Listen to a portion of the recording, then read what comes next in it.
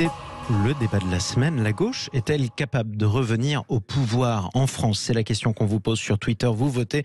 Pour l'instant, vous répondez non. La gauche qui essaye de se rassembler, qui y arrive d'ailleurs plutôt bien. Tout le monde s'est rendu à la fête de l'humanité, il faut le dire, ce week-end. On en débat avec nos deux invités. Mathieu Souquier, bonjour à vous. Bonjour. Expert associé à la Fondation Jean Jaurès, co-auteur de ce livre 2022, La flambée populiste, c'est publié chez Plomb. Jean Petot est également avec nous. Bonjour à vous. Bonjour. Politologue et auteur de ce livre, L'appel du 18 juin 1940, usage politique d'un mythe. C'est publié aux éditions du Bord de l'eau. Je reviens d'ailleurs, Mathieu Souquier, sur ce sondage publié par nos camarades de l'IFOP pour les vrais camarades pour le coup de l'humanité. 63% des Français de gauche estiment que la NUPES, la nouvelle Union populaire écologique et sociale, semble être avant tout une coalition électorale amenée dans le futur à se désunir et même à disparaître. C'est comme si les Français de gauche était pessimiste sur l'avenir de l'union de la gauche, Mathieu Souquier. Oui, alors, et pourtant, quand on regarde les choses, il y a un certain nombre d'éléments qui permettent de dire que cet attelage pourrait ne pas exploser trop vite quand même. D'abord, notons que la demande d'unité à gauche, elle existe depuis longtemps.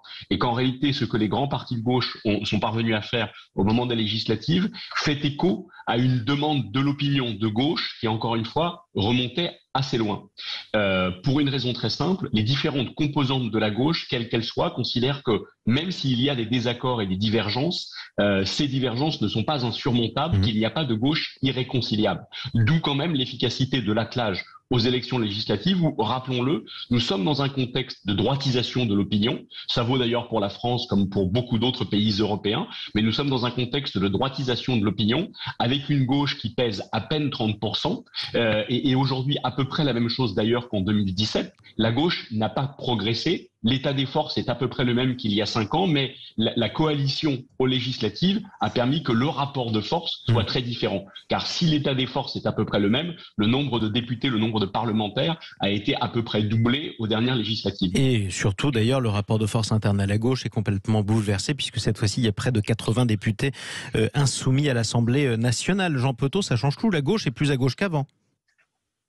Oui, alors effectivement, et on l'a vu à la présidentielle, puisque à l'élection présidentielle, Jean-Luc Mélenchon obtient 21,85% des suffrages exprimés, et j'allais dire ses trois partenaires, Jadot, Roussel et Hidalgo, font à peine plus de 8, enfin pratiquement 9, quoi. Oui, c'est ça, c'est famélique. On voit bien qu'on est dans un rapport qui est quand même du simple à pratiquement au triple, ou au moins facilement au double. Alors ça, c'est effectivement une donnée importante. Je partage complètement l'avis de Mathieu Souquier. Il y a effectivement une aspiration, j'allais dire, du peuple de gauche, comme on disait jadis, à l'union. Et ça, c'est un phénomène qui est ancien. Quels ont été les exemples de coalition de la gauche? Alors, on en a connu vraiment deux sous la Ve République, avec d'ailleurs une géométrie différente. En 1965, après la présidentielle de François Mitterrand est le candidat unique de toutes les forces de gauche, y compris d'ailleurs soutenu par le Parti communiste. En 1965 est créée ce qu'on appelle la Fédération de la gauche démocratique et sociale, socialiste, FGDS, d'ailleurs préside François Mitterrand. Mais le Parti communiste n'est pas dans la charrette, si je puis dire. Il n'est pas dans l'attelage. Et cette coalition va exploser à la faveur des événements de mai 68 et surtout les législatives de juin 68. Et puis la deuxième grande expérience, c'est le programme commun d'union de la gauche. Mais ce programme commun d'union de la gauche, qui est en 72 et qui rassemble le PS, le PCF, le PS et un morceau du Parti radical, le mouvement des radicaux de gauche, ce programme commun d'union de la gauche est destiné à véritablement assurer un gouvernement de gauche avec un programme qui est négocié pendant des mois et des mois jusqu'à arriver à cette signature. Mais à l'intérieur de ce programme commun d'union de la gauche, il y a un slogan qui est partagé d'ailleurs par les trois formations, enfin surtout par les deux principales, c'est l'union est un combat. Autrement dit, la concurrence interne continue de fonctionner à l'intérieur de l'union. Et on sait ce qui va advenir, ça va être l'explosion de cette union de la gauche en septembre 77. Et ben pour vous, justement, Jean Petot, ça risque.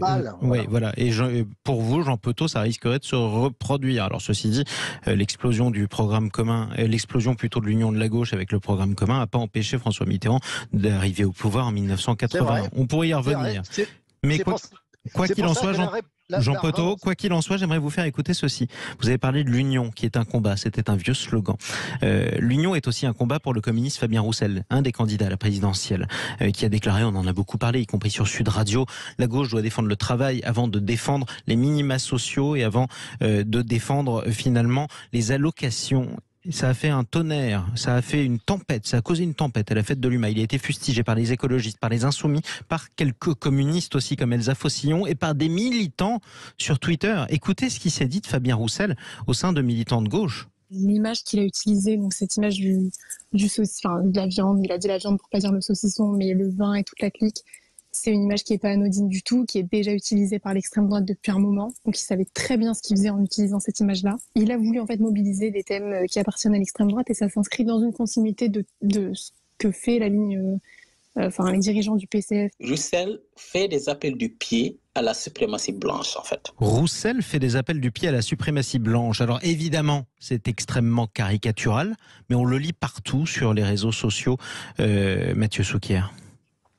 Ce qui est sûr, on a beaucoup évoqué la capacité de Sandrine Rousseau à faire le buzz. On observe ici qu'elle n'a pas le monopole du buzz, que Fabien Roussel a de ce point de vue-là un vrai savoir-faire. Alors, il est vrai que c'est une rentrée politique qui se construit sous le signe de l'union. Il y a l'union de la gauche et il y avait symboliquement à la fête de l'humanité, effectivement, toutes les composantes de la gauche réunies. Jean-Luc Mélenchon qui y retourne après avoir séché plusieurs éditions de la fête de l'humanité et le PS et Europe Écologie Les Verts qui sont présents avec des stands sur place, ce qui ne s'était pas vu dans la période récente. Donc, il y a effectivement une union qui est là et une provocation qui est facteur, effectivement, de désunion.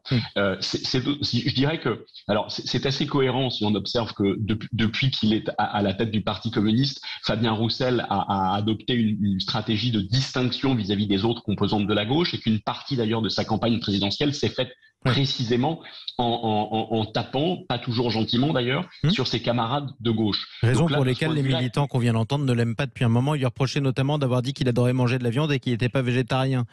Ce qui est vrai en tout cas, c'est que cette stratégie, cette posture de distinction n'a pas produit tous les effets attendus, en particulier à l'élection présidentielle, où son score final n'a pas été très élevé. Et c'est d'autant plus étonnant quand même que, encore une fois, l'union de la gauche, sur le fond, elle est relativement solide. S'il y a des divergences sur, par exemple, le nucléaire ou sur l'international, en matière de politique économique et sociale, il y a tout au contraire une très grande convergence de toutes les composantes de gauche. La hausse du SMIC, toutes les composantes de la gauche sont pour. Le refus de la retraite à 65 ans, tout le monde à gauche est d'accord là-dessus. S'il pouvait y avoir en réalité une divergence, et peut-être une divergence fatale à gauche, c'est sur la stratégie à adopter vis-à-vis du pouvoir en place. Et quel électorat notamment reconquérir aussi, et comment retrouver le vote ouvrier. Dernière question pour vous, Jean Petot. Où est-ce qu'on est à gauche quand on en arrive à voir un certain nombre de militants dire que tel dirigeant communiste qui a parlé de son amour pour la viande et de la bonne chair est raciste? Jean Petot. Oui, on va ça écouter sur de micro-trottoirs. De micro-trottoirs. Alors, on a bien compris votre propos, Jean Petot. Oui, non, je sais. Alors, j'entends bien ce que vous dites. Alors, il y a deux effectivement, comme vous l'entendrez vous-même dans la rediffusion de ce débat, notamment sur les réseaux sociaux, on a un problème de liaison avec vous-même, Jean Petot. Ensuite, je conçois tout à fait que ce soit des propos de micro-trottoir. En revanche, je vous assure qu'on peut les dire absolument partout et depuis plusieurs mois. C'est aussi pour la raison pour laquelle il fallait aussi les donner à entendre, parce que ça fait partie des choses qui se disent jour et nuit chez une bonne partie des militants de la gauche. Merci à tous les deux, en tout cas, d'en avoir débattu sur Sud Radio. Mathieu Souquier, je rappelle qu'on peut lire votre ouvrage dont vous êtes le co-auteur, 2022, La flambée populiste, c'est coécrit avec Damien Fleureau aux éditions Plomb. Merci à vous, Jean Petot, et toutes nos excuses pour la liaison qui était assez difficile. Je rappelle aussi qu'on peut lire votre ouvrage, L'appel du 18 juin 1940, usage politique d'un mythe, c'est publié aux éditions Le Bord de l'eau. On vous posait cette question, chers amis qui nous écoutaient sur Sud Radio. Est-ce que la gauche est capable de revenir au pouvoir en France? Pour l'instant, vous répondez majoritairement non sur Twitter. Tout de suite, trêve de débat, trêve de polémique.